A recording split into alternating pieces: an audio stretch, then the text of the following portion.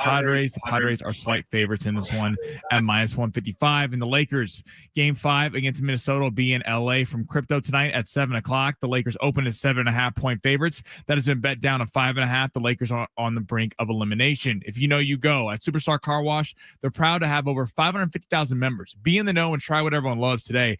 Text Super C to 27800 to get 50% off their best wash. Terms and conditions comply.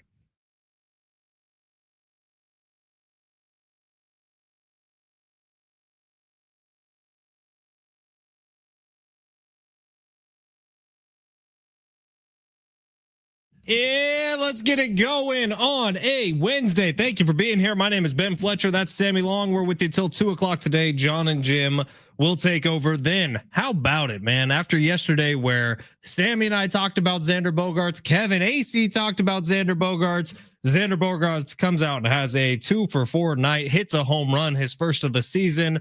How many ribbies did he have?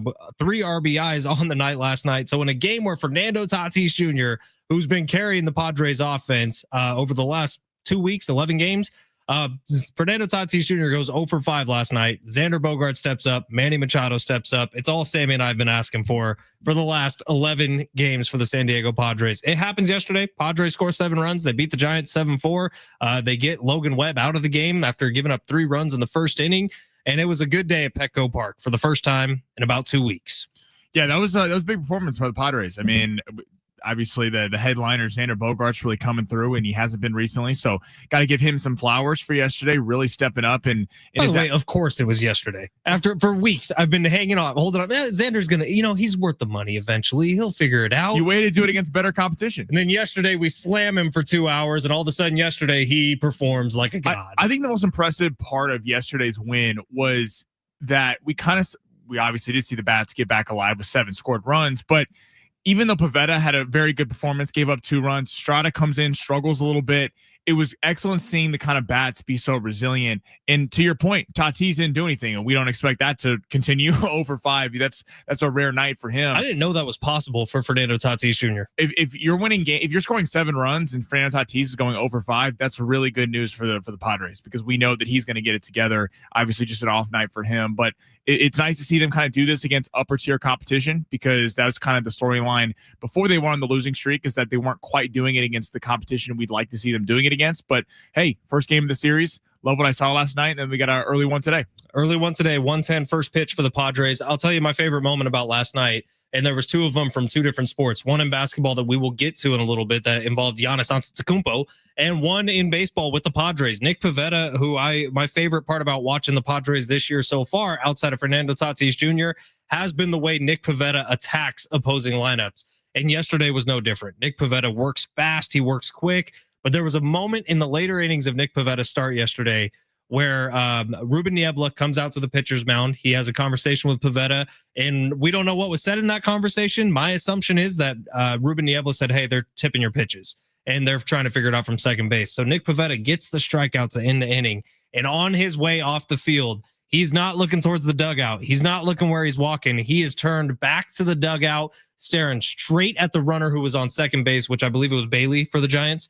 And he stares him down his entire walk back to the dugout. You need dogs in Major League Baseball. You need dogs who are willing to fight for an entire 162-game season.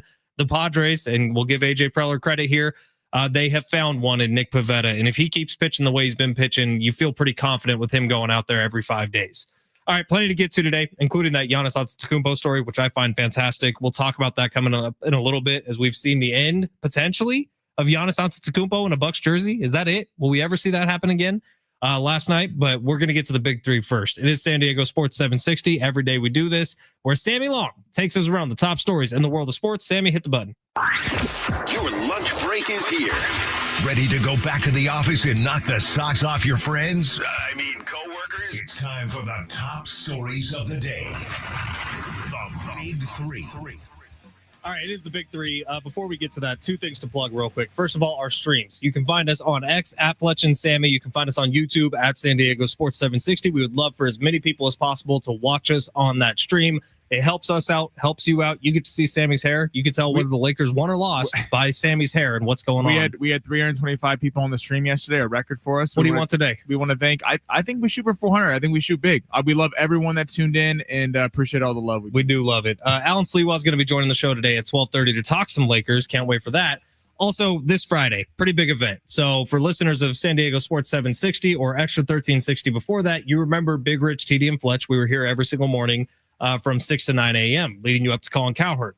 About 7-8 months ago now, we flipped over to 101.5 KGB, a historic station here in San Diego, a legacy station in San Diego, and we've been doing that show. But if you remember from the Big Rich, TD, and Fletch days here on San Diego Sports 760, we did something called the Big Game Tailgate, where we went out and partied our faces off in the morning at K&B Bistro in Del Cerro. It was a special edition of Bar Cart Friday, getting you ready for the Super Bowl, which my 49ers lost to the Chiefs, but that's not important. This Friday, we can leave that one in there. May 2nd, we are throwing a Cinco de Mayo party on Cinco de Dos, May 2nd, and we can't wait for it. We want everybody to come out there. We're giving away a 55-inch TV. We are giving away a $1,200 set of tools, which I believe is a 7-piece set from Milwaukee Tools. So if you're a hardworking man or a hardworking lady, that tool set is for you. Sammy's going to be there. I'm obviously going to be there. We're going to be broadcasting live, free burritos, free pizza, tons of specialty cocktails available for purchase. And it's going to be a freaking party from 6 to 10 a.m. Ben Fletcher told me before the show he will personally buy every single fan that comes up to him a shot on him. If there's a code, no, that's not true. I did not say that. And I also legally, I don't think I can do that. But if there's I think it's a free country, you can do whatever you want. If there's a code word that we can give out on this show specifically, maybe the first 3 people that show up after the broadcast is over, I will buy you a beer. Oh.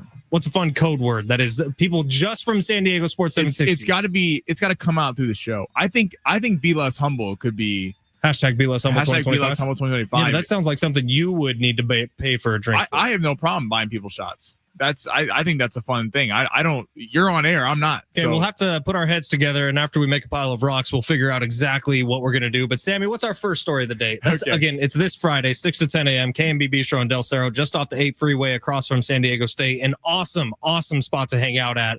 Much love to Tony Conja and the Conja family, but we are going to be there from 6 to 10 a.m. and that party's probably going to go a little bit longer. So you want to be there this Friday. All right, first story. So the big news of the night, Giannis and Tyrese Halliburton's dad, as well as Benedict Mathurin, get into it post-game. Tyrese Halliburton's dad is waving a flag in Giannis's face. A flag that had his son's face on it. Yeah, and then Giannis responded with, "I've won a championship. They haven't." So very cold line from Giannis. What are our thoughts on this? What is with parents of players becoming such a big thing recently in the news? All right, so I watched Giannis Antetokounmpo at the press conference where that line came from that you just said, Sammy. You want to give the exact quote one more time? He said, "I've won a championship. They haven't." So that was part of probably a 5-minute opening statement from Giannis Antetokounmpo where he sat down, he addressed the media, and he said, "Look, I know obviously all the questions are going to be about what happened with me and Tyrese Halliburton's dad, but I want to just say my side of the story and be done with it." And then he went on this 5-minute thing about how his dad and how humble he was, and Giannis's dad's no longer with us, and how everything in his life has been about humility and being humble when he gets to places.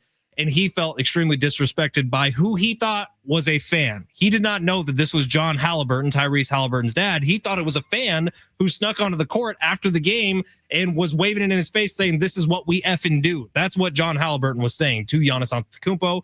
And so Giannis, honestly, we should be proud of him for not punching the dude in the face.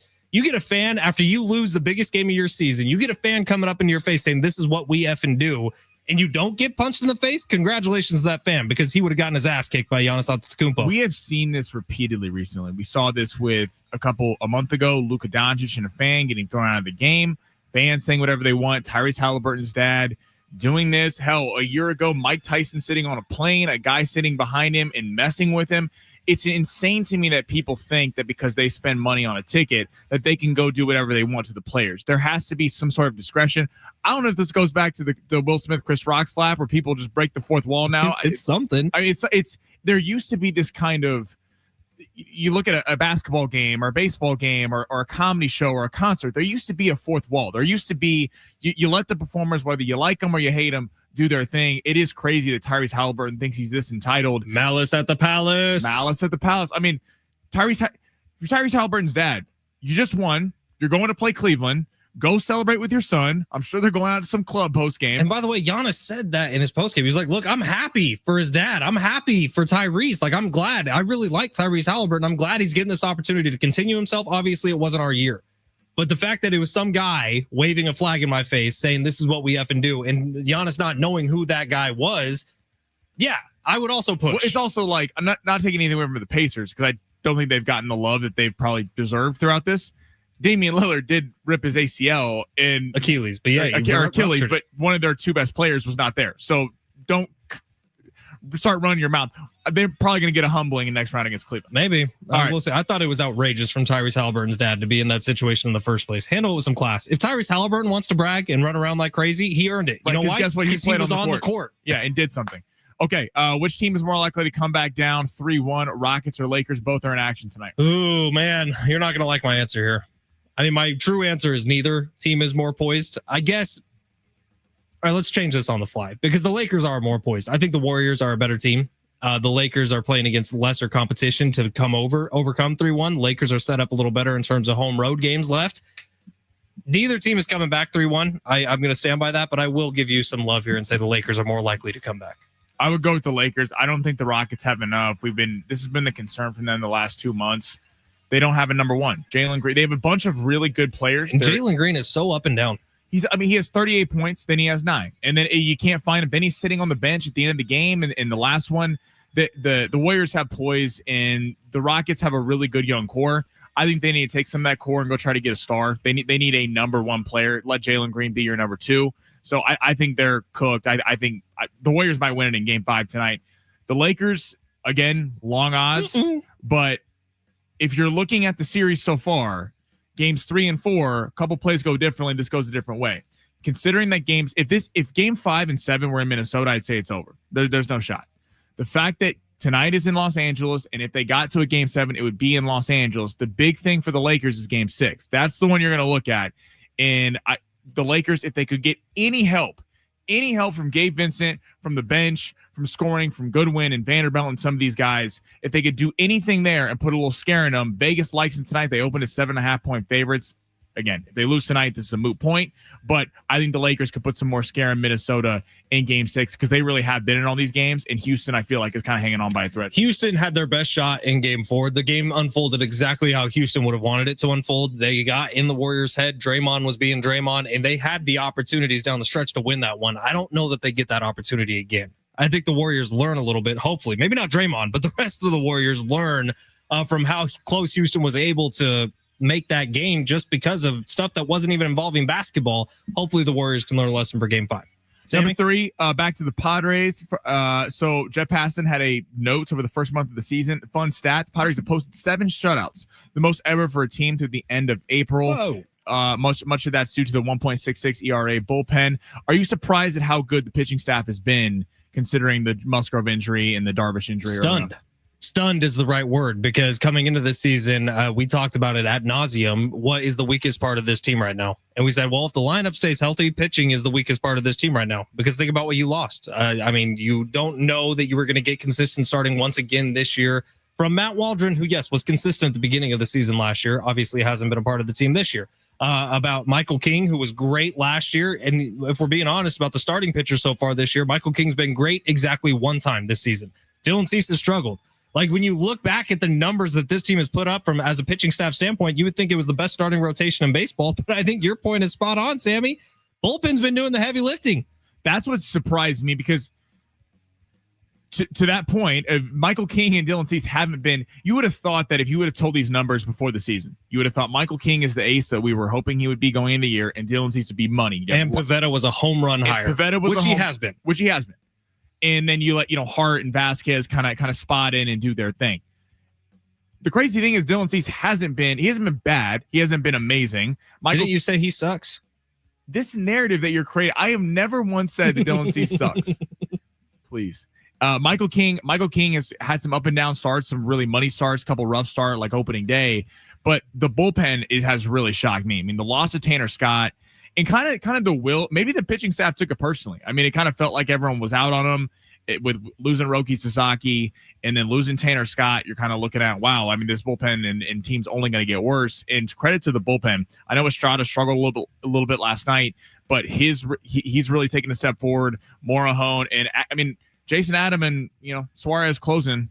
It's a pretty damn good bullpen. They've been money. Now, caveat, 3 of those shutouts were against the Rockies. Remember, in 3 straight games. It's a month into the year. Yeah, and we'll see what goes on. But I'm excited to see the depth. Hopefully, we don't have to see the depth tested because of injuries. But it'd be nice if Yu Darvish made his way back. Over the MLB season, especially with the bullpen, this is where you see the elite bullpens. Like Cleveland last year had so much depth. I mean, despite all the injuries they had, they were still a money rotation. The Dodgers were like that a couple years ago. They were kind of ran through in the bullpen. I think the Padres have what it takes to have a bullpen all season, and bullpen arms are easy to acquire if there were to be injuries. And we'll talk more pods coming up next. It was really good to see one guy make his way back into the lineup. Now let's see some more come on back in. We'll talk about it next. San Diego Sports 760. Thank you for being here.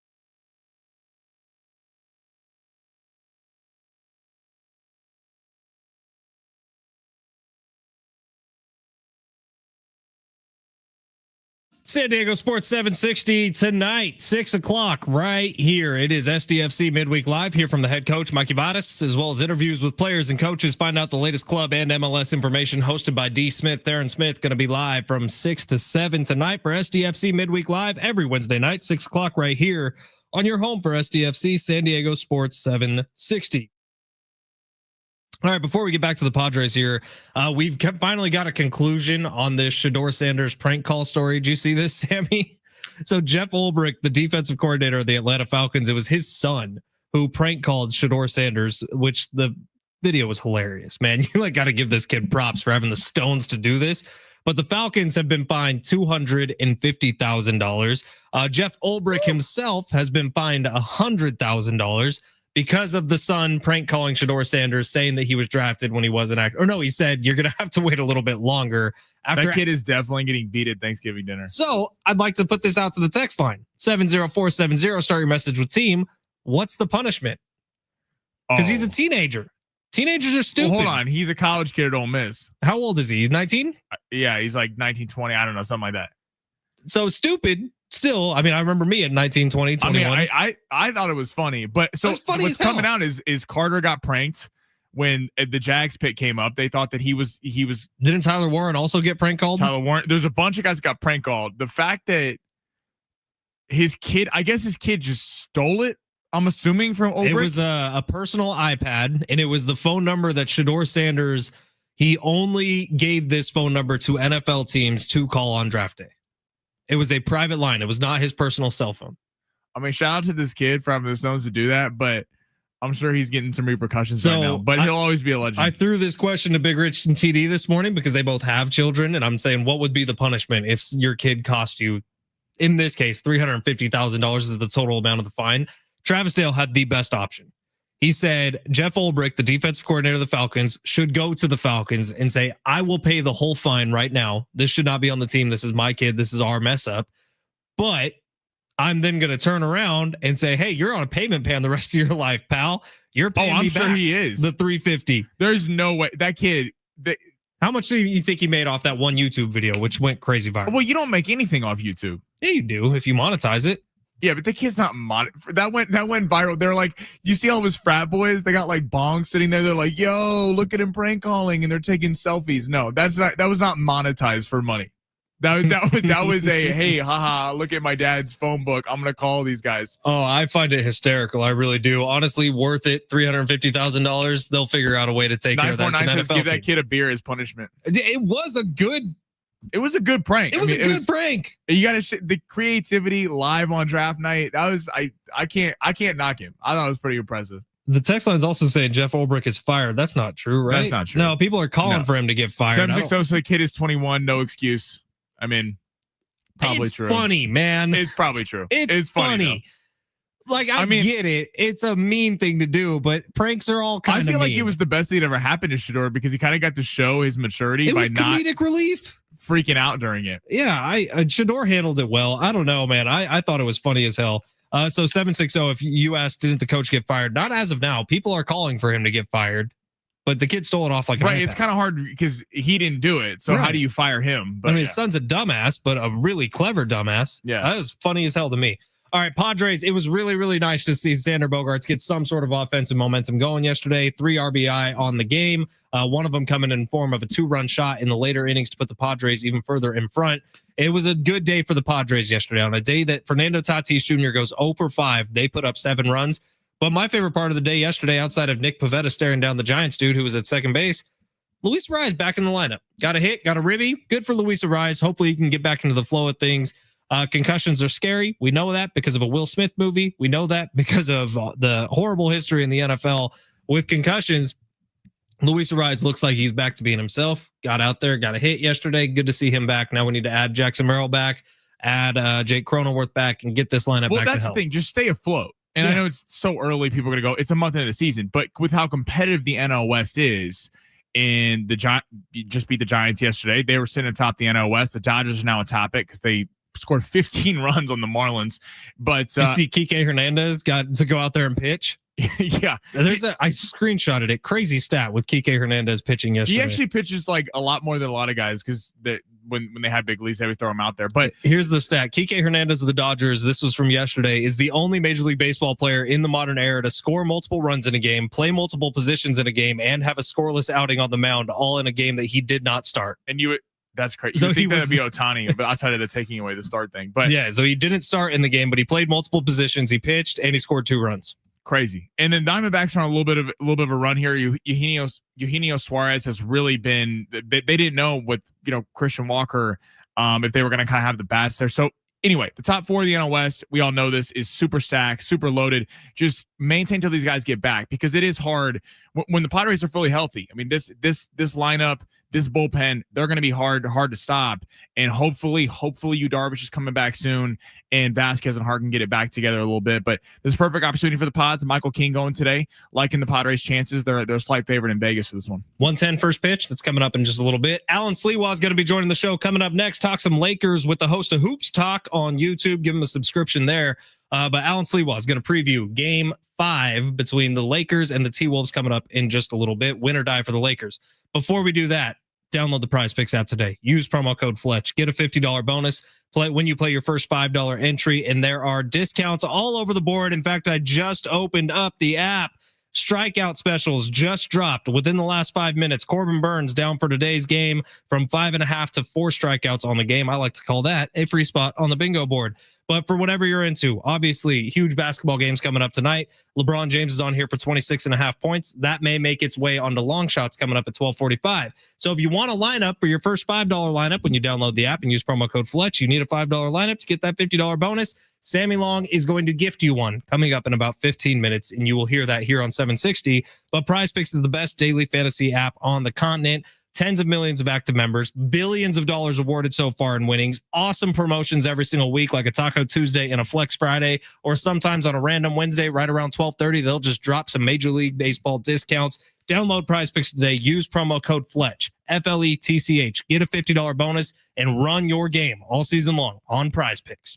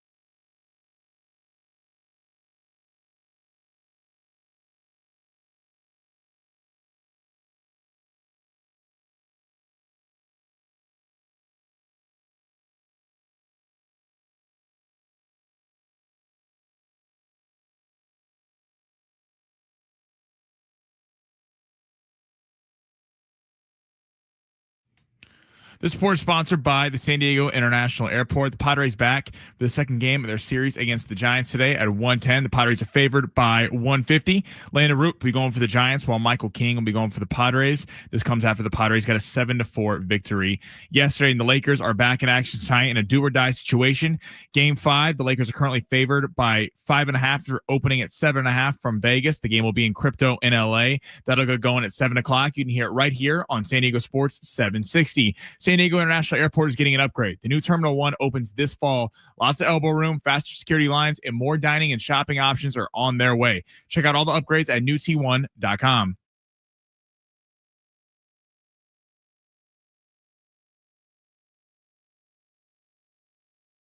San Diego Sports 760, Ben, Fletcher, Sammy Long with you till 2 o'clock today. John and Jim will take over then. Coming up tonight, right after SDFC Midweek Live, you are going to hear the Lakers and the Timberwolves going to war in a win or die game for the Los Angeles Lakers in Los Angeles. To preview that game, the host of Hoops Talk with Alan Sleewa on YouTube, Alan Sleewa himself. What up, Alan? What's going on? How are you, brother? Well, we're doing good down here in San Diego. LA might be heading into some shambles tonight if the Lakers can't get it done. What's your read on tonight's game? Yeah, I think, desperation, anything to try to force a game 6.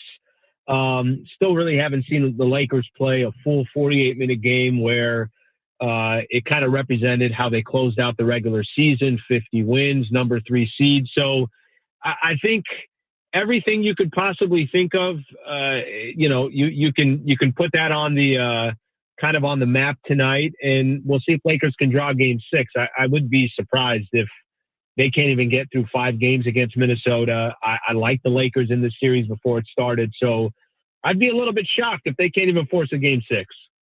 Do you think, so JJ didn't name the starting 5 yet. He said it was TBD. Do you think there's any massive changes, or it's just Jackson Hayes out of there? I wouldn't be surprised if they keep Dorian Finney-Smith in. I mean, the way they started the second half, obviously the big storyline is no substitutions in that second half. I wouldn't be surprised at all if they put Dorian Finney-Smith there. I think the way the Lakers, the way they approached game 4 was complete desperation. They didn't work out their way. So trying something new or trying something different, I wouldn't, you're in a spot where you have absolutely no room for error. You got no other games that you can take L's on. I mean, frankly, the way this game starts off, what it looks like by halftime, how good Minnesota's been in clutch time, I think anything can go in a final game, especially where you could potentially be eliminated. Now, I understand that the focus of the Lakers has begun to shift from LeBron James to Luka Doncic, but we talk about LeBron James as if he is right there with Michael Jordan in terms of the GOAT. Some people probably 50-50 in this country. LeBron James goes for 0 points in the fourth quarter in game 4. And it was a rough look for a team that played all the same 5 guys for the entire second half, like you mentioned. But LeBron just simply, to me, has to be better in those situations. Would you agree, Alan? Yeah, I got a difficult time. Listen, could LeBron offensively have been better in the fourth quarter? Of course he could. I think he made some decisions late in the game that really hurt the Lakers. Taking a 3-point shot with 7 seconds left on the shot clock, a key possession, was not a good decision. His inbound play to the turnover that the Lakers had, trying to get the ball to Luka, not a good decision. He fouled Anthony Edwards, so there's 2 free throws right there. My issue with kind of putting this on Bron, I thought J.J. Redick made monumental mistakes in that game, specifically late in the game in the fourth quarter. I think the turnover that Lakers, I think there was 17 seconds left on the shot clock, so they had to throw the ball inbounds on one side of the court. Obviously, that certainly didn't help the situation. I don't think Luka was good in the fourth quarter. I don't think this is on one person. I do get what you're saying. I understand the point about Bron. Bron didn't have some of his best moments, but LeBron was also playing 46 minutes in a game at age 40, 36 hours of rest. I thought defensively he was brilliant in the fourth quarter. I think collectively that team collapsed, and I think JJ also, from a coaching perspective, collapsed. I agree with everything you said, Alan. And the day after that game, Sammy and I were in here, I put the majority of the blame on J.J. Redick. I thought it was kind of an asinine coaching decision to leave the same 5 guys in for the entire second half. But LeBron only gets 3 shots in the fourth quarter. Now, he doesn't make any of them, but he only gets 3 shots. How is one of the greatest of all time only taking 3 shots in the biggest game of the season at that point? Yeah, and listen, I think also if you look at the fourth quarter, the problem for me was too much isolation basketball. That's when the Lakers are at their worst. I do agree with the substitutions. The substitutions, trying to kind of justify, let me get a couple minutes of a breather for Bron so he's as fresh as he can be with the final 6 minutes of the fourth quarter, just using that as an example. I think JJ, I think something that's probably not talked about enough, Chris Finch had a challenge left with 10 seconds left in the game that he was able to use on that LeBron foul on Anthony Edwards. JJ used the challenge in the first half. That was not a guarantee that he was going to get. That's a bad miscalculation early on that he wasn't able to use a challenge when Luka got tripped and the NBA came out after and said, yeah, that was a foul. We should have called it. Little things like that might not sound like a big thing, but I thought that played in favor of Minnesota. Alan, are you surprised at all that Dalton Connect hasn't got any run in this series? No, I'm really not. I mean, I think let's put it this way. This is no disrespect towards Dalton Connect, but if we're talking about does Dalton Connect, a rookie, should he get more playing time against the Minnesota Timberwolves in the first round? I think there's so many other storylines to the first round that are just much more important to me. I think the way the Lakers started this series, giving up game 1, getting blown out at Crypto, really just kind of set the tone for the series.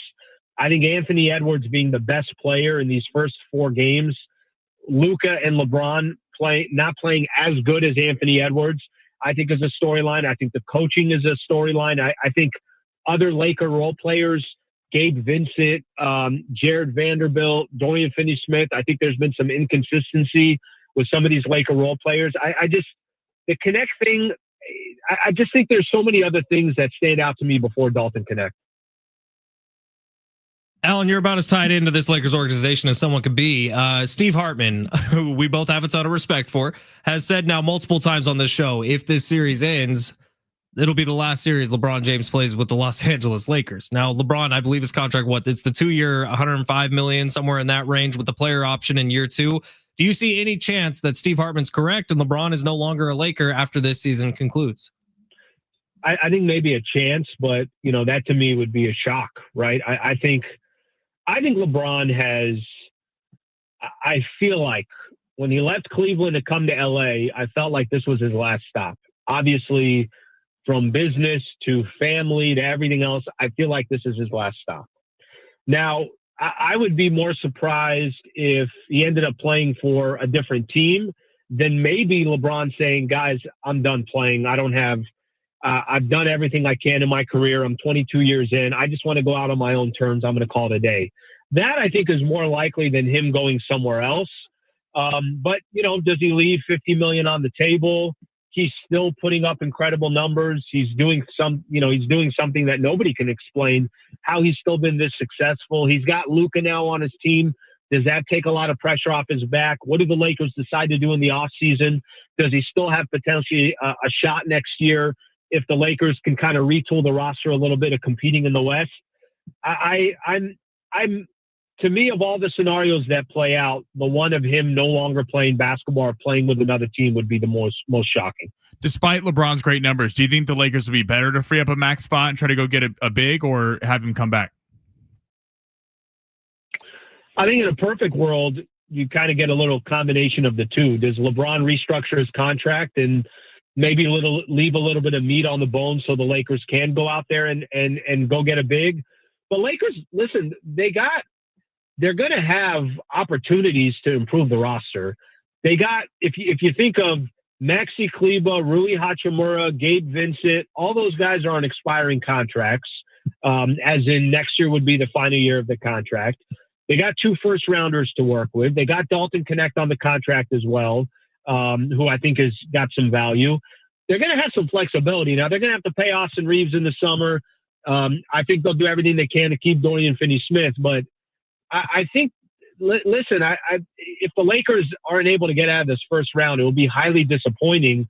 But there is light at the end of the tunnel for the Lakers. And I think Rob Pelinka will obviously try to accommodate everything behind Luka and to try to put together a roster that makes sense. It feels like there's going to be a championship with Luka wearing the purple and gold. It just may not be this year. Alan Sliwa, thank you for everything, man. You are the best. We'll check in with you once the Lakers season comes to an end. Maybe that's tomorrow. But Alan, you got a gut feeling on tonight's game, win or lost? Is there a game 6?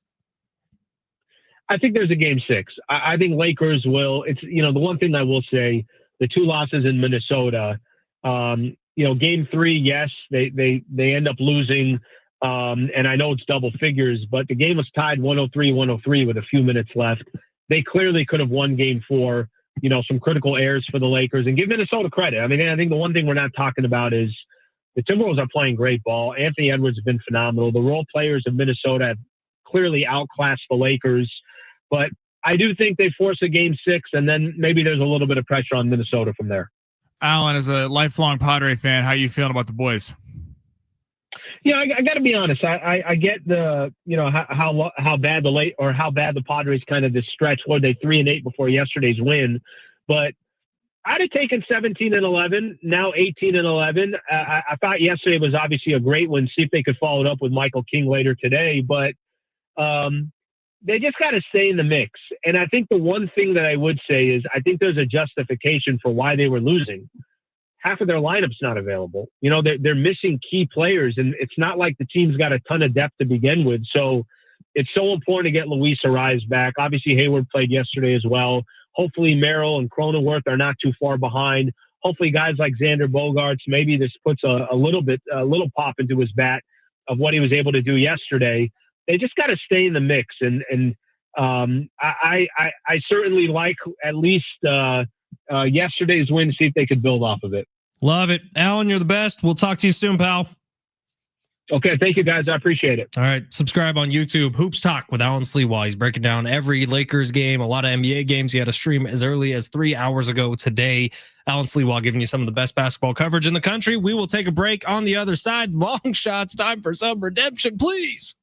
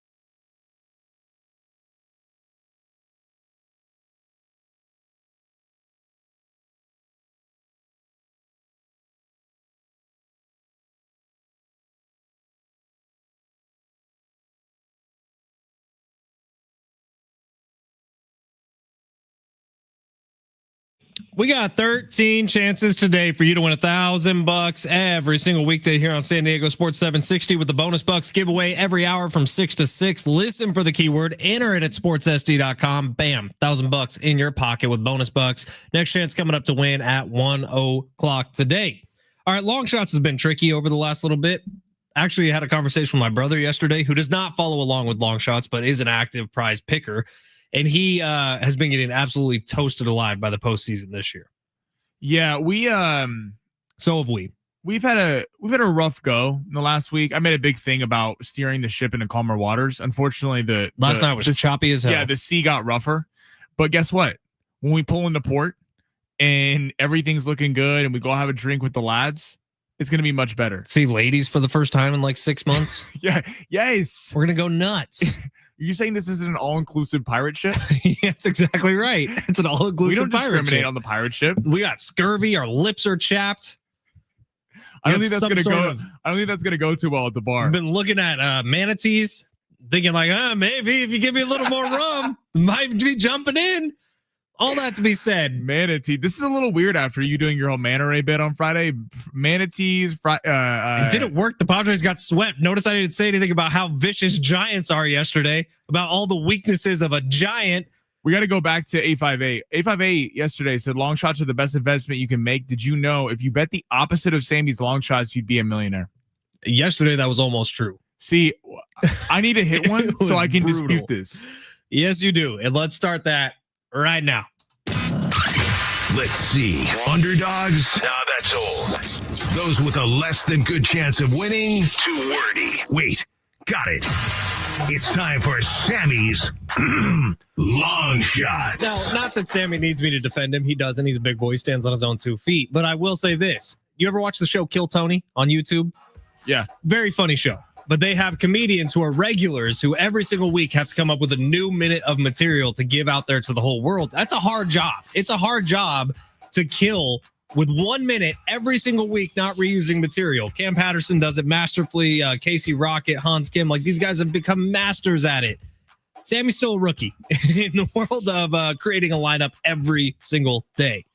I've been gambling for a long time. But not like this. Not having at least 3-person lineup every single day. This is tricky.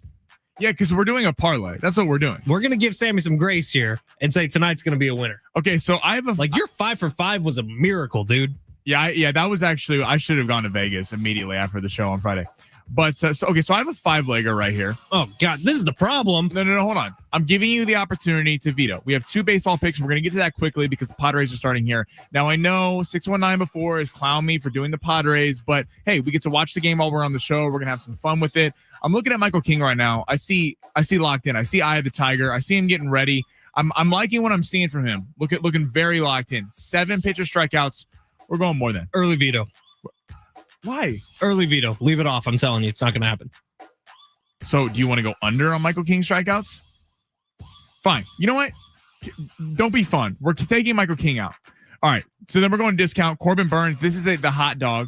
This is the Wednesday hot dog. His line was set at 5 pitcher strikeouts. It is now at 4. So we're going to take the more on that. Hot dog. Corbin Burns, very good pitcher for the Diamondbacks. I know the Mets lineup is very good with Lindor and Soto and Alonso and all them. But Burns, 4 pitcher strikeouts. He's going to get that. Heading to the NBA. Jalen Green tonight, 15.5 points. Fletch actually brought this one up, and I agree with it. Jalen Green has been crazy up and down in this series. Obviously, he had the 38-point performance, followed up by a 9-point performance. But in this one, they're going to throw the kitchen sink at this. It's in Houston. I think he closes the game because they didn't close the game very well in Game 4 because he was sitting on the bench. So 15.5 points for Jalen Green. We're going to go more than. I think Green takes a big step forward. People are going to be tempted to bet the Fred VanVleet line because he had 6 threes on the other day. That ain't happening again. That would be all he does is shoot threes. That would be an under. I think Jalen Green's the primary scorer for the Rockets tonight. 15.5 points more than. Steph Curry, 25.5 points. I think they're going to close this thing out tonight. What? So I'm going more than. I think Curry, Jimmy Butler, it was his game last time. Jimmy Butler was all kudos to him. Excellent. But let's not forget, he had the injury, and then he played 40 minutes in that game. So I'm expecting a little Jimmy Butler regression tonight. I'm not saying he's not going to have an impact at crucial points in the game, but I don't think that the point total is going to be there. Steph Curry, I think, is going to run the show tonight. 25.5 points, more than. Kind of feels like Steph's either going to get 15 or 40. Well, hopefully it's 40. Hopefully it's 40. All right, and then I got a fun one. Fletch, I don't know how you feel about this. I don't know how the text line feels about this. 70470. Sorry, I messed with team. There's a LeBron James dunk one. Uh-oh. More than one dunk.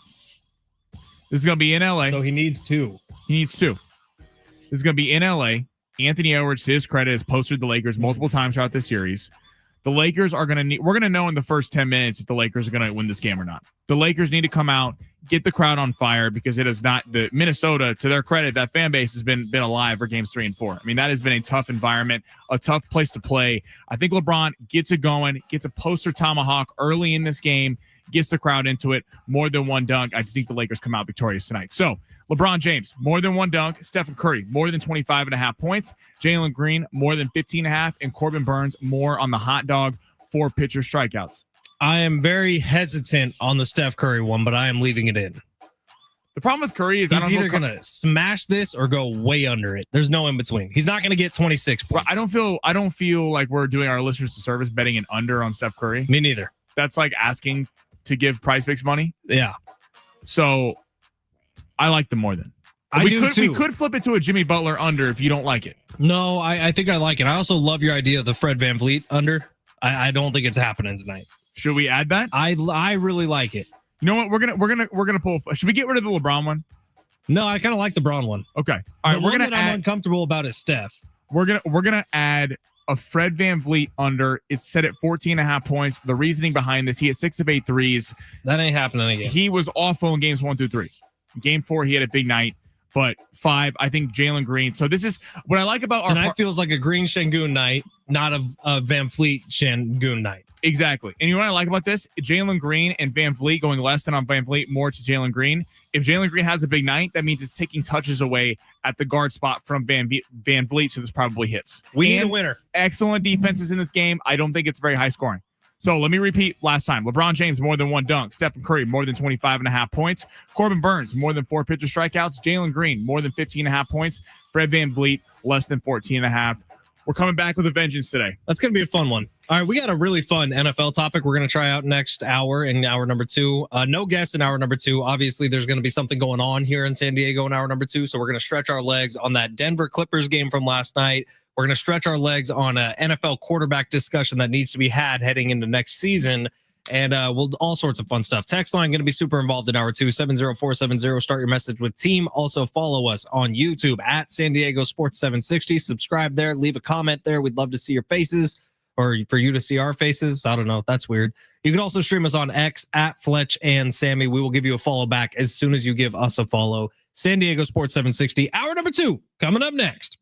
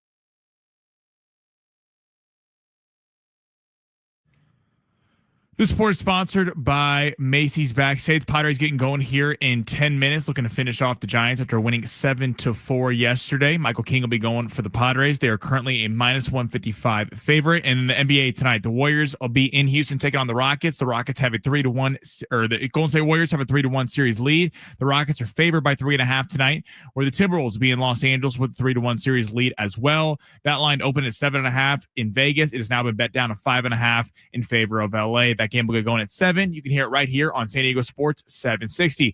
What will you find at Macy's Backstage? How about fun Mother's Day gifts for under $15? Get low prices every day on unique finds before they're gone. In a store only at Macy's Backstage today. Find a location near you at macysbackstage.com. Off price, on trend, arriving daily.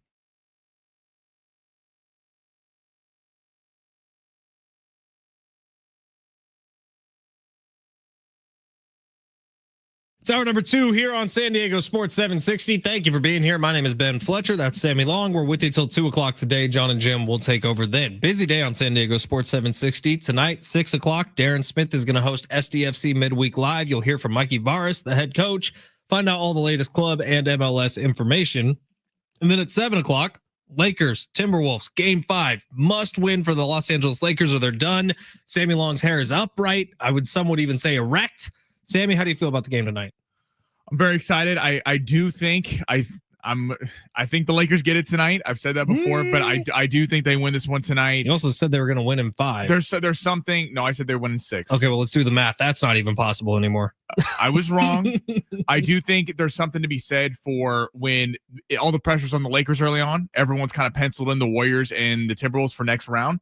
And there's something to be said for playing a little bit looser. I think they get this one tonight, and the series really gets going in Game 6 on Friday if the Lakers can pull off a shocker and bring it back to LA. Maybe. We'll see, but you'll listen to that game regardless right here on San Diego Sports 760. But let's start out this hour with some Padres talk because the Padres got off the schneid a little bit yesterday. I like to call – there's always one starting pitcher who is your stopper, and that's who you need to go out there and perform when the team is hitting a bit of a rough stretch. And so far this season – I feel pretty comfortable with Nick Pivetta being the stopper. And that's not always necessarily your ace. It's just the dude who's going to go out and give you the ballsiest performance when your team is on a kind of a rough patch. The Padres have been on a rough patch for the last 11 games. And now Alan Slewa, when we talked to him at 12:30, said something that I said earlier this week.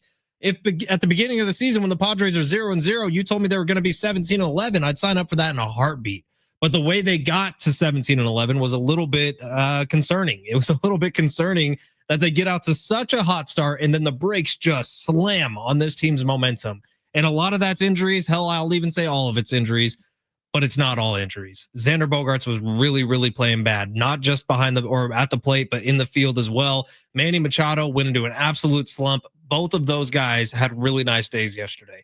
And that's what you need. When the whole team is slumping, when the whole team isn't hitting well, you need the guys that you pay a ton of money to come up and hit the best. And they both had a really nice day yesterday. After the game, Xander Bogaerts talking to Kevin Acee says, that homer was a nice moment. It was a tight game. These guys were battling back, talking about the Giants, and it kind of widened the gap a little bit. That was nice. It's going to be a good battle, man. These guys have a good team too.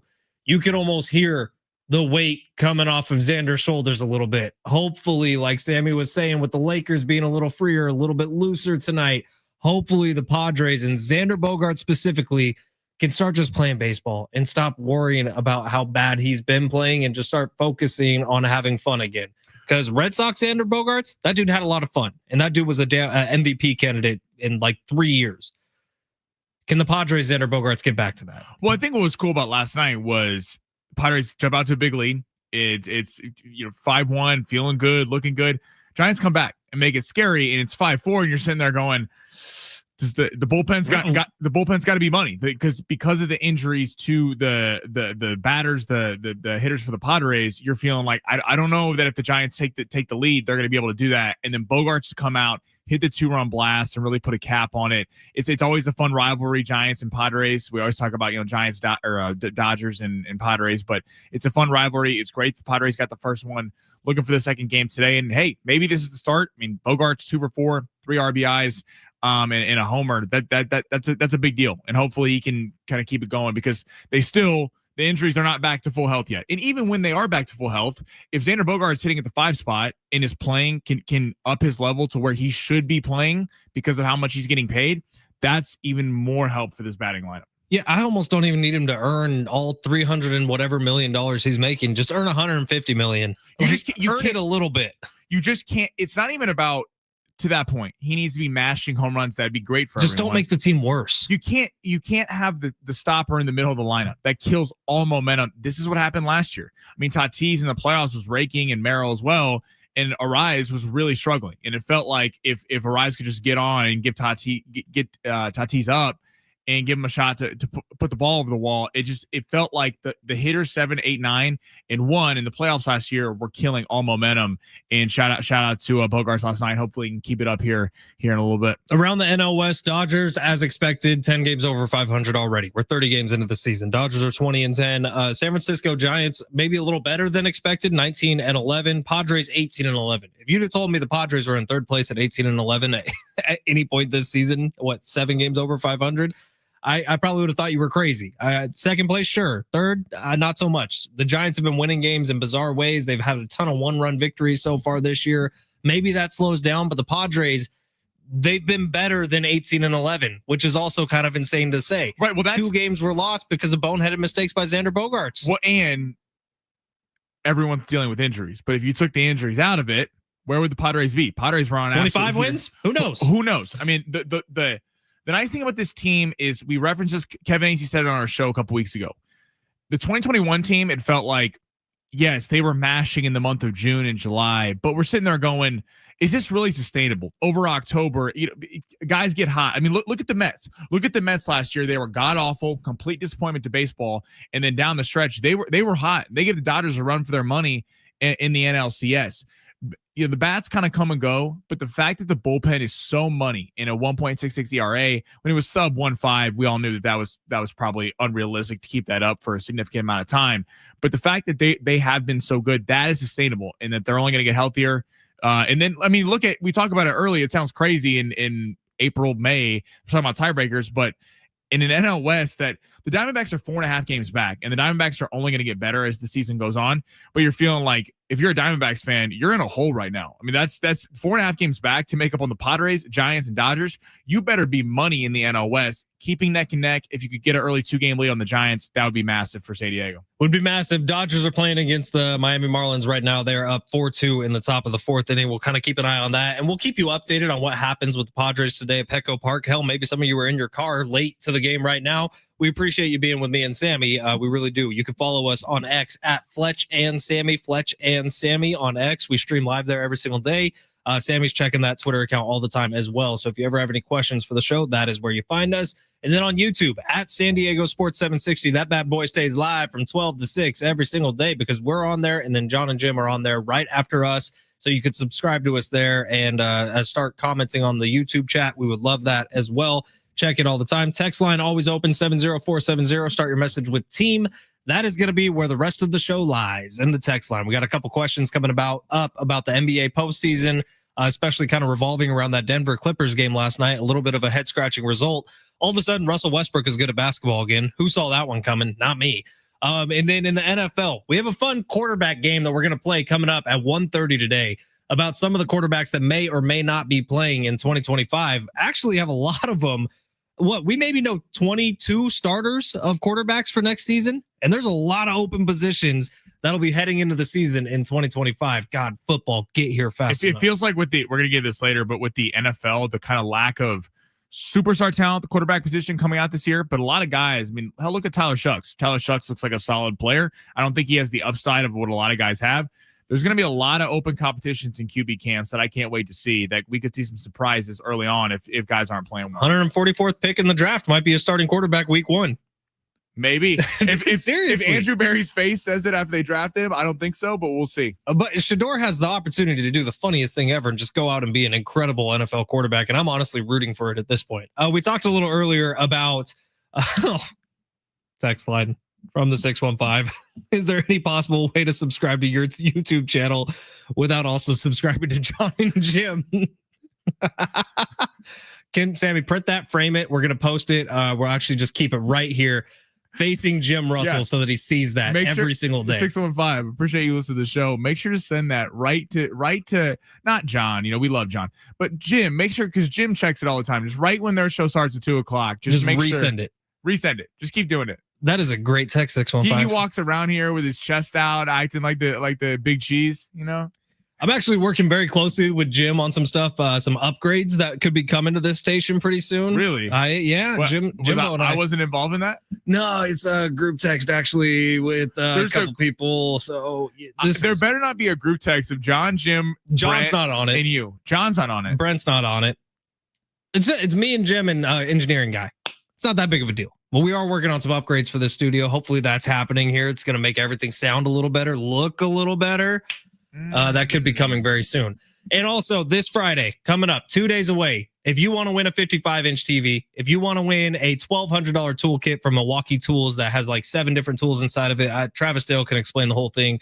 But Big Rich, TD, and Fletch, we're asking you to join the party live. We are throwing a all-out, full-fledged fiesta at KMB Bistro May 2nd. That's this Friday at KMB Bistro in Del Cerro, right off the 8 freeway off of College Avenue. What time are you getting there, Fletch? 4 a.m., 4:30 a.m.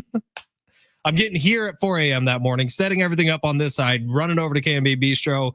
Travis and I have a million different things that we have to. For some reason, it doesn't shock me that Rich isn't setting everything up back here. No, dude, Rich is he's kind of crucial to the setup part of it. Actually, we have heavy stuff that needs to be lifted. Okay. You just kind of point and say, "Rich, that there." Yeah. So, it's going to be a party, man. There is going to be a bunch of cocktails available for purchase. A little sneak peek. The Fletch on the Beach is a cocktail that's going to be available Fletch for on the purchase. Beach. The Basic Rich, the Travis D. I'm surprised they didn't go with the. I should have workshopped that before I said it on air. Go ahead. Something about the Ritz-Carlton with Rich. The Basic Rich. Let's call him a basic bitch. That's funny. Oh, light bulb. Oh. Boom.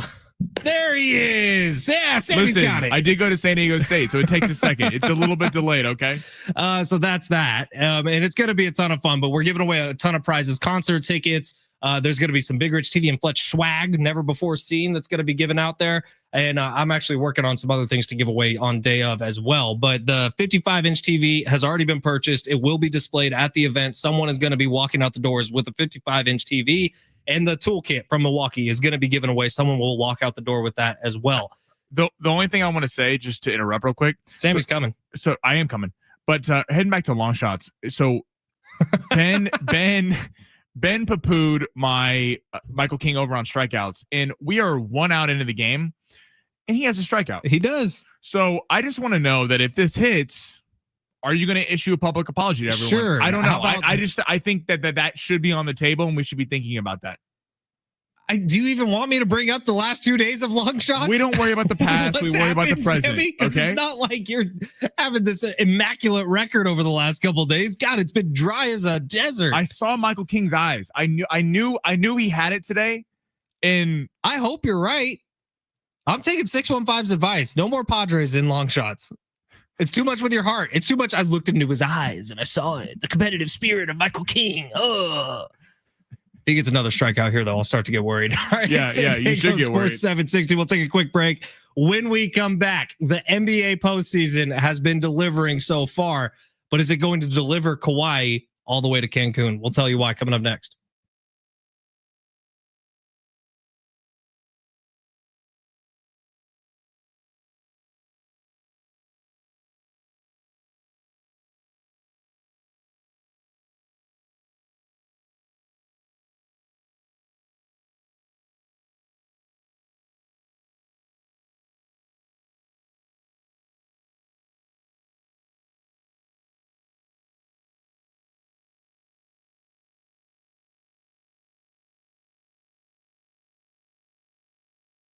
Hey, it's Fletch for Gary Cooper at Mountain Trust Mortgage and Realty. Give Gary a call today, 858-376-1299. And here to tell you why is Gary Cooper. Gary, I remember in the meeting that my wife and I had with you, you talked about no point, no cost loans, and it's just not something you see anywhere else. What makes you so distinct that you can offer no points, no cost loans? Well, the fact is I don't, because they really don't exist. They never have, and they never will. The shell game to that is when we sell you, and I'm careful on how I say it, when we sell you a higher rate above the par or the market rate, any rate above that par rate is additional compensation that we can earn for selling you a higher interest rate. So that's how we can make the closing costs whatever you want them to be. Think of it this way. Can you imagine going to the county recorder's office and asking them to record your deed of trust for free, or that the title company is going to give a free title policy and escrow is going to do all that work for free? Nobody works for free, so let's just get that out of the way. In all sincerity, the way it works is just you're being sold a higher rate, and that's why fees, when you get good faith estimates, that's why the fees will vary from one company to another, and why the rates differ. Because it's a shell game, and that's what I pride myself in eliminating. You'll see the true and actual third-party cost. We have no junk fees, but you'll see the actual cost, and you're going to get the lowest rate that I can provide you. Gary Cooper, Mountain Trust Mortgage and Realty, giving it to you straight. 858-376-1299. Talk to Gary on the phone and find out why he is the most trusted realtor mortgage expert that I've ever encountered in my life. My wife and I have been hunting for houses for a couple years here. Call Gary Cooper today, 858-376-1299, and he will talk you through the mirrors, the shell games, the smoke and mirrors that other companies will play, and tell you why Gary Cooper can earn your business today. 858-376-1299.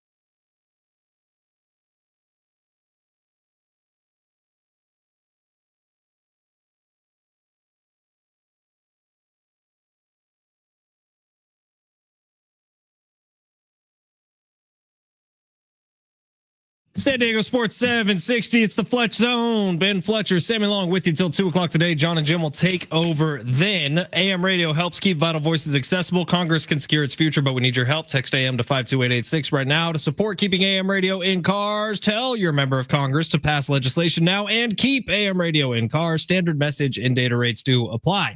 All right, time to stretch our legs a little bit, Sammy. We got 40 minutes left in the show here. Padres are playing. It's still 0-0. Michael King with 1K on the board, by the way. So it's not to get too crazy. It's not like he struck out the side in the first. But we have a couple questions that we want to mull over. One of them about the NBA. We'll do that here. One of them about the NFL. We'll do that at 1:30 today. Oh, we missed the big three. Do you want to do that still? Let's get to Kawhi. Okay, let's get to Kawhi. So you kind of formulated this question, Sammy. Let's hear it. So how much does if they lose the series, they're down 3-2, Nuggets got a big victory last night. How does this affect Kawhi Leonard's legacy, considering that he's won one with the Spurs, one with Toronto, and these Clipper teams have been loaded. And the thing is that he can't stay healthy. But this kind of narrative, I mean, a week ago, we were talking about this Clipper team is one of the favorites. They could take down Oklahoma City. If he were to win a ring with a third team, what would that do for his legacy in that Clipper team? That automatically puts him in the all-time great discussion, which he already kind of is in. Like, Kawhi Leonard will go down as an all-time great defender at the NBA level. He has 2 finals MVPs, has won 2 finals, 2 different teams. That's it. The Spurs team was absolutely loaded, and he shined brighter than everyone else, even though he was the young guy on that roster full of veterans with Manu Ginobili, Tony Parker, Tim Duncan was still around for that one. And that was kind of that era of the Spurs send-off. He guarded LeBron the whole time. The send-off was Kawhi Leonard dominating that series. He was incredible. What was that, 2014, 2013, somewhere in there? Yeah. And Kawhi wins final MVP that year on a team that had Tony Parker, Manu Ginobili, and Tim Duncan, who are all-time greats. And then Kawhi goes and does it on his own with Fred VanVleet and a bunch of characters up in Toronto. That was one of the more entertaining finals we've had. And Kawhi that was all him. So he's already sort of etched his name into history. Now, I'm not convinced that this series against the Nuggets is over. I think the Clippers still have a lot of fight left in them. Last night was rough. Last night, you got beat by Russell Westbrook, essentially. Like, he was on fire in that game, which it's been years since we've been able to say that about Russell Westbrook, especially in the postseason. But the Clippers still have life here, and Kawhi is going to be a big part of the reason. But if they get knocked out early, man, the better question isn't what does this do to his legacy? Is this his last best chance to win an NBA Finals? Because Kawhi's getting older. He's not getting healthier, even though he's healthy as he's been in a long time right now. But is this his last best chance to actually win an NBA Finals? I think the answer might be yes. I think so too. And that's why I kind of posed the question yesterday of who is it worse if they lose the first round, the Clippers or the Lakers? I'd say both. It's pretty embarrassing. In terms of embarrassment, probably the Lakers. The Lakers, it's more embarrassing to lose to Minnesota than the Clippers to the Nuggets, who won a title a few years ago. But in terms of outlook of the team, the Lakers was this. I mean, when they got Luka Doncic, it was thought that this team probably overperformed from the time that they got Luka Doncic. There was expectations of how can this team without a real true center go do something in the NBA postseason, and probably are more geared up for next year, even though that bums me out. But the Clippers, I mean, this is the stars aligning. Kawhi is finally healthy. That has not been the case. And I think the last 4 seasons, he hasn't finished the year healthy, something like that. You have a loaded roster with Zubac playing at an all-time high, Norman Powell being the leading scorer of the entire regular season. And he's not even the guy you're talking about. James Harden's getting up there in age. This is his really last chance to win a title. And I think that they would, if I'm Oklahoma City, I want the Nuggets. I think the Clippers are a much deeper team. The Nuggets the Nuggets can beat anybody on any given night because of Murray and Jokic can go off and they can do their thing. They don't play a lot of defense. And then if you add in a Westbrook to the equation, all of a sudden it's impossible to beat him. Impossible to beat him. But I think there's caveats. I think Westbrook, even though they had a big night last night, Westbrook sells games. Where he almost sold game one from, dude. Like, Westbrook all of a sudden is shooting threes and making him. What? Yeah, I know. It's ridiculous. But so they kind of know where to go. If I'm Kawhi Leonard in San Diego State Aztec alum, he needs to be calling for the ball more at the end of these games. 15 shots for Kawhi Leonard last night is not acceptable. He didn't have a bad game. He had 20 points, 8 of 15. But at the same time, Kobe and Michael, if you're trying to put him up there, which he's not even close to right now with 2 rings, but if he got another one, and you're talking about all-time greats, calling for the ball. This is the number one thing Laker fans got frustrated with Anthony Davis for. Anthony Davis, top 5 talent, would not call for the ball at the end in clutch time situations. I mean, LeBron took 3 shots in the 4th quarter of their last game. That's a fair criticism. But LeBron was trying to kind of let Luka do it in a sense, but that's fair for last game. Kawhi Leonard needs to be more dominant. The next 2 games or 1 game if they lose is very pivotal for how we look at Kawhi Leonard's legacy. I think so too, man. So that series currently is sitting at 3 games for Denver, 1 or 2 games for the Clippers. They got game 6 is going to be tomorrow night, 7:00 in LA. It feels like obviously it's a must win for the Clippers, but they just to get this thing to a game 7 and then see what happens then. You feel like Kawhi needs to be that game 1 Kawhi or game 2 Kawhi, where he was scoring 39 points. He was 15 of 19 from the field. It doesn't have to be that, but it has to be pretty damn close, man, because he is the Clippers team. All right, take a quick break. On the other side, we have tons of open positions for quarterbacks heading into next season. Sammy and I are going to try to predict. We're going to try to predict whether X quarterback starts one game next season in the NFL. So everyone is set at a half game, right? And we're just picking more on which quarterbacks we think is actually going to get to start next year. There are way more names on this list than you would think. That's next. San Diego Sports 760.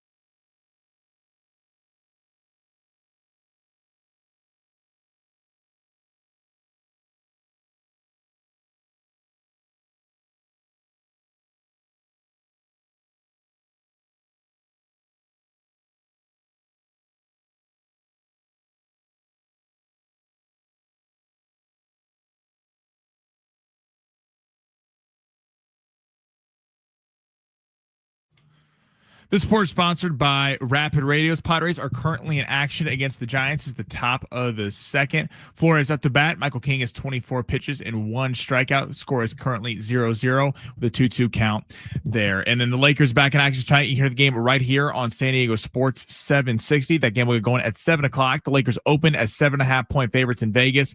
Now bet down to 5.5. The point total set at 210.5. The Lakers need a win to send it back to Minnesota on Friday for Game 6. Rapid Radios are instant push to talk walkie-talkies offering national LTE coverage and no subscriptions ever.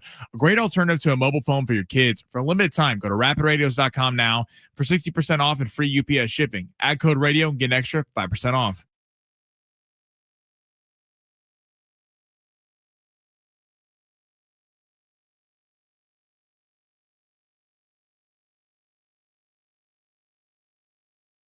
San Diego Sports 760 for 30 more minutes. Sammy Long and I got you, and then we'll hand you off to John and Jim for the remainder of the day. It is San Diego Sports 760. We're going to talk some NFL here, baby. I don't know what our countdown's at, but I know that we're waiting until the very end of August before we need to even start really thinking about week 1 matchups in the NFL. But let's do it anyway, shall we? Because the Buffalo Bills, the Philadelphia Eagles, and the Kansas City Chiefs, along with the Baltimore Ravens, have the highest total wins projected for the 2025-2026 season. All of them set at 11.5. Sammy, do you have any issues or any inklings that one of those teams may be less or under on an 11.5? Read them off again. Chiefs, Bills. Chiefs, Bills, Ravens, Eagles. And all what of is them that? at 11.5. 11.5. Huh. I think the Ravens hit the over. I think the Ravens are going to be good. I know everyone wants to say the Chiefs are just done for some reason, but I think they're going to hit the over. The Eagles are interesting because the only reason why. Super Bowl hangover. Not even that, but the defense got picked apart, and now a lot of people are talking about it. They're going to be a very good team. Don't get me wrong. They're going to be in the playoffs. They'll probably win the they still got Cooper DeJean. But what's the other? The guy who got the pick six? Bond? What's his name? No, Cooper DeJean got the pick six. No, Bond got the pick. Just an interception. Shut up. Don't be reminding me of the Super Bowl. Are you sure it wasn't a pick six? Milton Williams gone. They had some stuff on the defensive line. I think this is only due because the Commanders are going to be really good. The Cowboys are the Cowboys, but I do think they'll be better than last year. I actually think the Giants could be a surprise team this year. I really like Jackson Dart. I've been talking about it. Tyrone Tracy at running back, Malik Neighbors at receiver. That defense is young, fun. Adding Abdul Carter, keeping Kayvon Thibodeau. Everyone thought that Kayvon Thibodeau was going to be out because of drafting Abdul Carter, but that is going to be one of the most ferocious pass rushes. Do you want to know what Vegas has the Giants win total at? What? You have a guess? 5.5. 5.5. You nailed it. I know my gambling. You should be an odds maker. That's a high over for me. I think they're an 8-win team. All right. So after that group of four, initially it goes to the Lions, 49ers, both at 10.5, and then the Chargers, Rams, Commanders, and Texans and Broncos all at 9.5, and then Packers, Bucks, Bengals, Dolphins at 8.5. The AFC West is tough to see because the Broncos, you look at it over the defense. They got Hufanga, got Greenlaw. Sorry, Fletch. Hufanga just always gets hurt, and Dre Greenlaw's already hurt. He's going to miss time next year. Remember, that's so funny because I remember you telling me. I mean, if Dre Greenlaw played in the Super Bowl, we would have beat you. No. He would have. I mean, Joe Tooney didn't play, but he played in the first half. That's a story for another day. Everyone was shut down. That's a story for another day. The AFC West is tough to look at because the Chargers you're thinking are better. I don't think the Chargers quite address what they needed to at the receiver spot. I get you bring back Mike Williams in. Ladd McConkey's a kind of budding superstar, but no Devontae Adams. I mean, he's your neighbor. He's playing for the Rams. You didn't go pay him. You didn't go get a receiver early. I know Trey Harris, second round pick out of Ole Miss, but you're relying on a Ladd McConkey type production from him and Ladd to stay healthy the whole year. A little disappointed in the Chargers in their draft. I do like Hampton though. The Broncos seem to be that would hit an over, but then, I mean, hell, look at the Raiders. Like the Raiders are not going to be a good team, but they're certainly a team that could beat the Broncos, beat the Chiefs, beat the Chargers. I mean, Geno's there, Pete's there. It's not McDaniels doing dumb crap like he always does that would end games for them. Max Crosby, Brock Bowers year 2. So the AFC West is absolutely stacked from head to toe. Good news, everybody. We're only 126 days, 10 hours, 26 minutes, and 49 seconds away from kickoff of the 2025 NFL season. Dude. Only 126 to go. That's less than half a year. We are on our way, baby. So let's do this. Let's take the quarterback position heading into next season. And this was off the top of my head. I just jotted down a list of names that I am not convinced, or there's at least room for debate on whether or not they will play a single game in the NFL this year as a starting quarterback. Start off the top. Aaron Rodgers. No. I say yes. I think the Steelers are going to cave eventually, give him way too much money. It's going to be a disaster, but Aaron Rodgers I think will he'll be sign. playing. I just think that there'll be a darkness retreat that he'll somehow just decide to go be a monk somewhere. Tomlin won't deal with it. I don't think Tomlin deals with that. Maybe in the sense of they haven't got a quarterback. I think there's going to be some openings here, maybe for guys that play well in the preseason. They got a quarterback. They got Will Howard. Yeah, I mean, wouldn't you rather give it to Will Howard than Aaron Rodgers? I think Mason Rudolph is on their depth chart too. So I mean, outside of DK Metcalf and George Pickens complaining, there's an insider here, James Palmer, the report earlier today that Pickens likely won't be with the team after next year. Wow. Aaron Rodgers is interested in anything but football. All right, stick in the same vein. Kirk Cousins, will he play more than one game this season? Yes, because he will be playing for the Pittsburgh Steelers. For the Pittsburgh Steelers. Okay, so now the latest report I saw bouncing around is that he may still end up with the Cleveland Browns heading into next season. What? The Browns do not need another quarterback on the roster. I'm just saying, I saw that earlier today. I don't know if it's real or not. But Kirk Cousins, you would think there's going to be a home for him. The Indianapolis Colts, somebody's going to step up and say, hey, Kirk, we could use your services. You wily old vet, you. How about Shedeur Sanders? Yes. Yes, because it'll be late in the season. I don't think that even if he balls out in training camp, I don't think that they're going to give this to him. Because, I mean, look at Andrew Berry's face. When they drafted him, I know. You would have thought, 5th round pick, 144 overall. Oh, this is fantastic. Stefanski and Berry did not look thrilled. I mean, if he sucks, who cares? If you burned a 5th round pick on him. I have a feeling that they actually really like Dylan Gabriel and they actually see a future with Dylan Gabriel. And so they drafted him as kind of the FU to ownership. And the owner's like, yeah, you're taking him. And then the ownership came in and said, dudes, don't overthink It's this. like the Browns can't get out of their own way. It's like, this is finally something that went your way. I do think at some point, because, hey, it could be for a different team. Let's say he balls out in the preseason, someone gets hurt, and they're going, I'll flip a pick. I'll flip a 3rd round pick for Shedeur Sanders with the value that I have. I think he will be starting to get too much at some point. There's too much talent to not be doing that. All right, this one's going to strike a little close to home, but Brock Purdy is the word. And listen, report out today from Adam Schefter saying right now a deal between Brock Purdy and the 49ers does not seem close. It feels more like a summertime deal than a deal right now. However, both sides are confident that a deal can get done by the start of training camp or shortly after the start of it. Look, if the 49ers dig their heels in, if they say we are not going over this number and say it's $45 million a year, which is huge, but Brock Purdy and his agents probably rightfully believe he's worth $55 million a year because that's what quarterbacks are going for these days. And Brock Purdy's been to a Super Bowl, and Brock Purdy's been to an NFC championship outside of the Super Bowl run. And so his agents and him are asking for the moon, and the 49ers know that he's not worth the moon right now. Is there a chance that Brock Purdy sits the year out? I think it's a less than zero chance. I really do. I don't see him sitting the year out. My problem is this: if I'm curious, more than zero chance as a Niner fan, not me, you.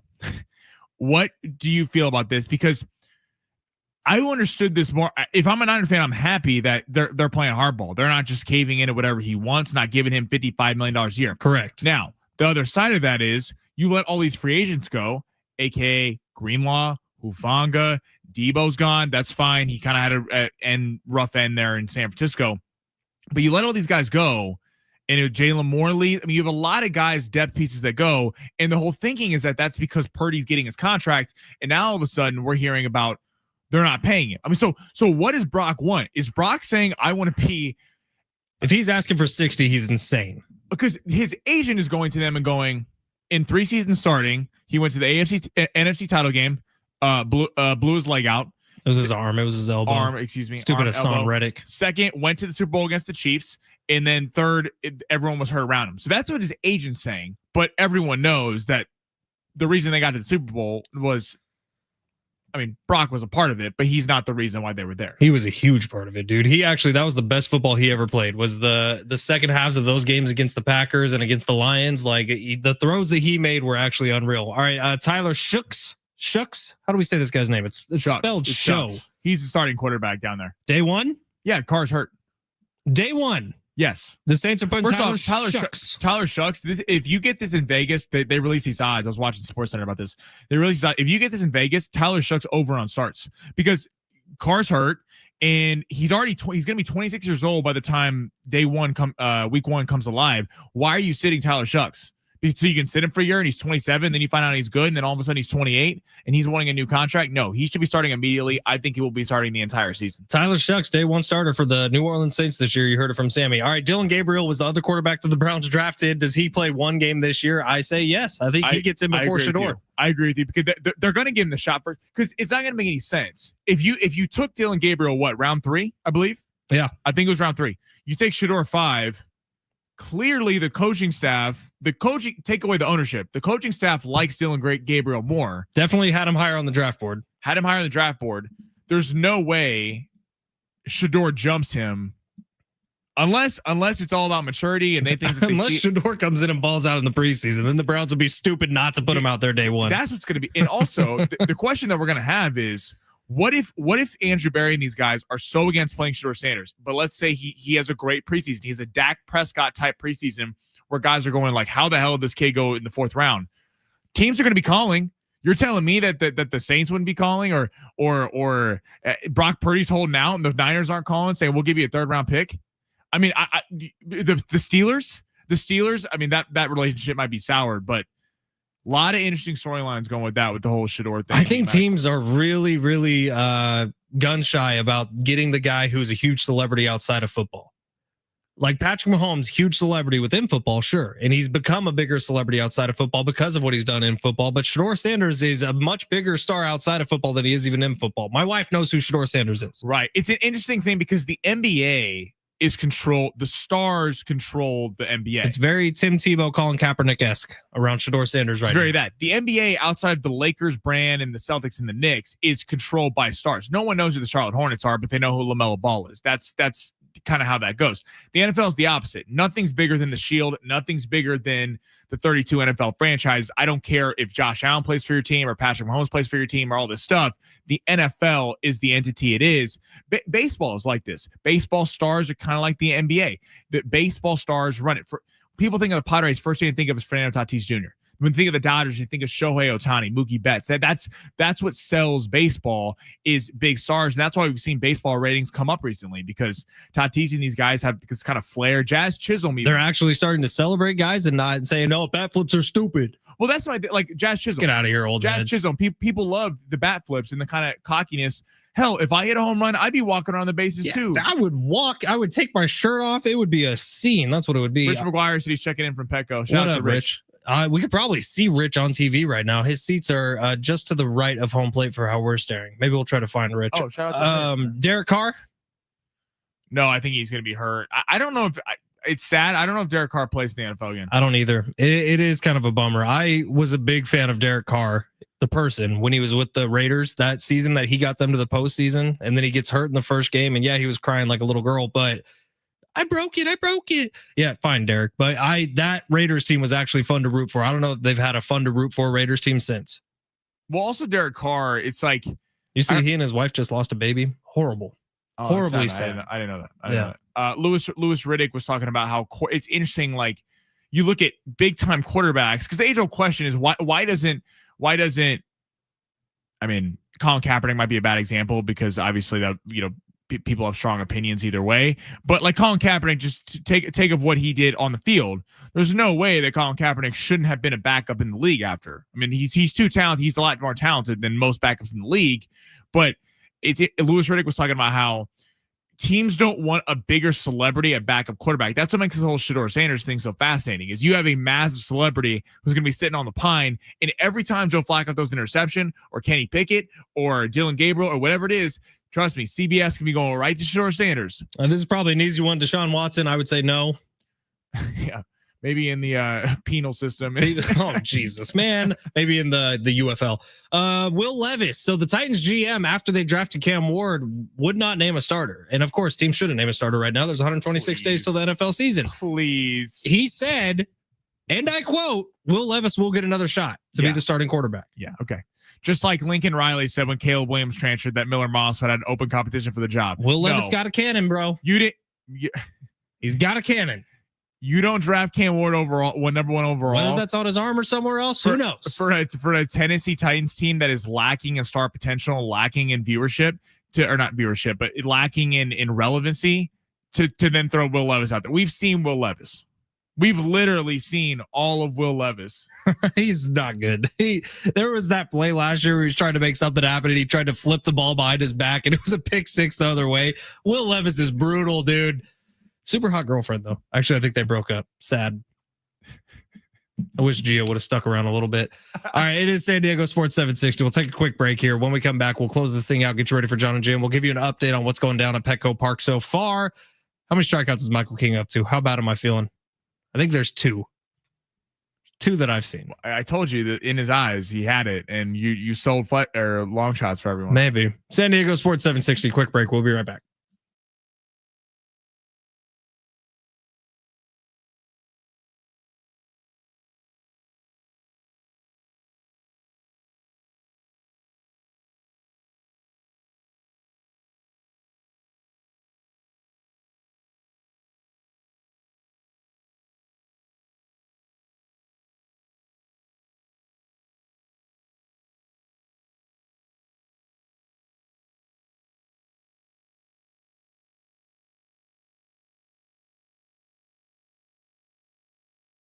Hey, it's Fletch for Prize Picks. Download the app today. Use promo code Fletch, FLETCH. You are going to get a $50 bonus when you play your first $5 entry. An entry is just picking more than or less than on 2 to 6 player stat projections for a shot to win up to 2,000 times your cash.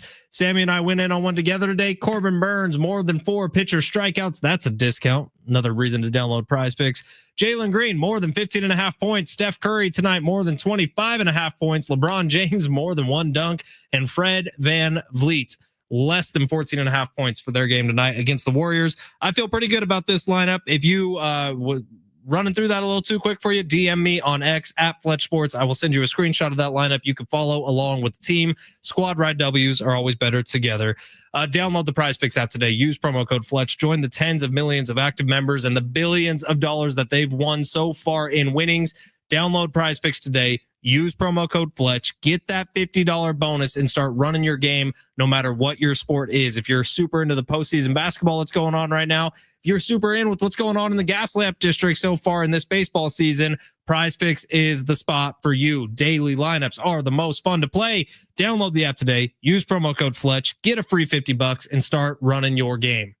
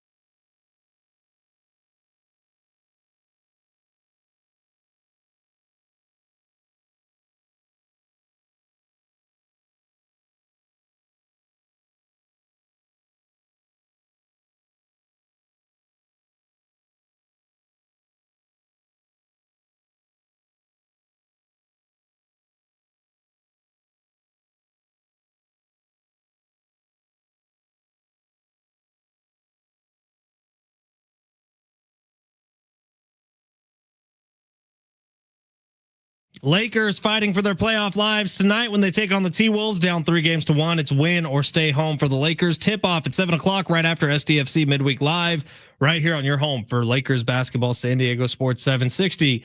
New study by the Science Nerds says that friends who often playfully insult each other are 300% more honest and more loyal. That is why hashtag Roast Sammy is going to become a thing. I'm for Roast Sammy.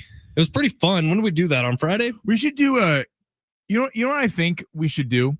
We should have a day where You're gonna make it rhyme. Roast the host. We have roast the host. I can be roasted first. We can have callers call in, roasting, best thing. FCC Airways, of course. But and then we can have Rich. We can have all the boys come in, and I'm gonna be the first. I'm gonna be the first to get roasted, and then it's Fletch's turn. I like it. I spent like 6 years of my life getting roasted on a daily basis. I worked with Mike Costa for a while. All he did was roast me. Dude, we gotta have Mike call in, dude. Tried the other day. He just sent me a text full of F-bombs over and over again. He was frustrated because we were being honest about the Raiders pick of Ashton Shenty. Rich and TD will be making an appearance on this show tomorrow. I don't think I've said that to Sammy yet. Hey! They will be here to kick off the show tomorrow.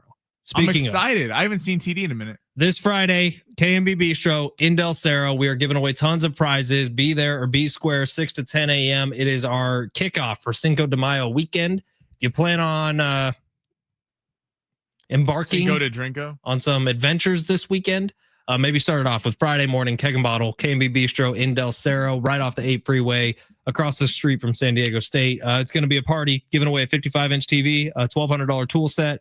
It's going to be a lot of fun. More giveaways will be coming then as well. Open invite, bring whoever you want. We're trying to fill that place up. So 6 to 10 a.m. this Friday morning. Come on by, win a prize, have a cocktail. Are the bosses going to be there? Oh, yeah. So we can't really, because we're on later. Yeah. We can't really do shots with listeners. Look, last time we did the big game tailgate, be honest, I think we were all overserved a little bit. Me, Rich, and TD. I had to be driven home by promotions, but this time shout out to the promotions team, man. I will not be partaking in any of the consumption of alcohol. That doesn't mean you can't out there, but come on by. All right, 858. As a Saints fan, I'd rather have the Mayo Man himself, Mr. Levis, over 26-year-old rookie Tyler Shucks. The Mayo Man. I'm surprised by that. I actually bought a bottle of that Mayo perfume that Will Levis released. Dude, that was so gross. It doesn't smell bad. 619 FYI, Michael King has 4 strikeouts through 3 innings. That's right. I put a tweet out on San Diego Sports 760. Just want to know, because Fletch has been clowning me for long shots not hitting. And I think it's a little unfair because Michael King's, I told you before the game, I was watching him. He had the eye of the tiger in his eyes before Rocky came out and fought Apollo Creed. And I told you this was going to happen, and you vetoed it. And it's honestly, I think you should owe everyone an apology. Okay, it's not like he already has 8 strikeouts. That's what he needs.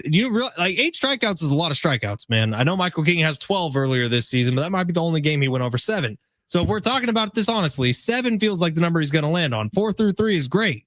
Can he get through another 2 or 3 innings and still keep this pace? I don't know. We have text rolling. I wish we had another segment. I know this 619. Thank you for the text. We're going to keep that. That's going to be a topic tomorrow. Yeah, actually. 619. Amazing text. We don't want to rush it, so we're going to tune in tomorrow. 12-15. We're going to get to it. Okay. Rich McGuire said something that I'm very impressed with. Some Giants fan brought his glove and just missed catching Diaz's home run. I'm Team Sammy now. Old guys shouldn't bring gloves. Thank you, Rich. I did. Thank you, Rich McGuire. There was just some controversy in the Padres game, whether the fan interfered with the home run or not. It was called a home run from Elias Diaz. Congratulations to him. Padres up 2-0, bottom of the third. John and Jim will keep you updated on that. That's about it for me and Sammy today. We will see you tomorrow. We got a minute left. What are you doing? There is going to be a surprise appearance on the show tomorrow, right off the bat, right at 12. Big Rich, TD are going to be in here. It's not really a surprise appearance when you just tell everyone what it is. Some people aren't listening right now, so they'll be surprised. But that's coming up tomorrow at noon. Sammy, what do you got here? We want to shout out to the stream, man. We asked before the show, could we get 400? We hit 325 yesterday on X.